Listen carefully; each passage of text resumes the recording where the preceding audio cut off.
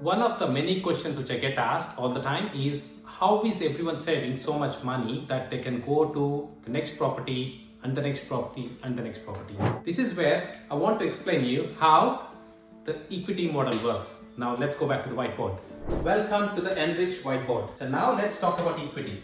Imagine you bought a property worth 600,000, could be your owner-occupied house or an investment property, right? You bought something for 600,000, but for you to buy that, you had to pay a bit of deposit to the bank. Say you paid 20% to reduce your chances of paying lender's mortgage insurance, which is 120,000. So the bank loan at the moment on this property is about $480,000. Over a period of time, this property has grown up in value up to 900,000, which means your current property value is about 900,000. So you go back to a bank or refinance to a new bank and say that, you know what, my property is worth 900,000 now and I only have a loan amount of 480,000 and the purchase price was about 600,000, which means you have 300,000 as equity, which is equity.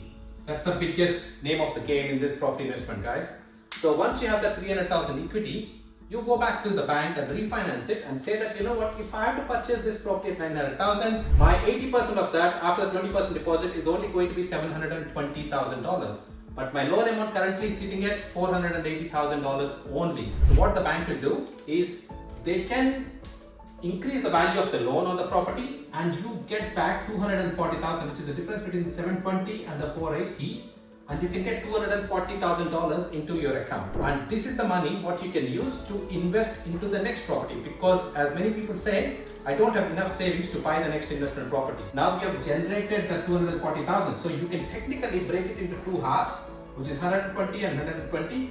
You can buy a couple more investment properties at 600,000 each. So now, when you had one property at 600,000, now you had 600,000 plus 600,000 another 600,000. So you have about 1.8 million worth of investment straight away. But let's not forget, this property value is actually at 900,000 now. So which means you actually have 2.1 million worth of property. This is how equity works when you know how to use it properly.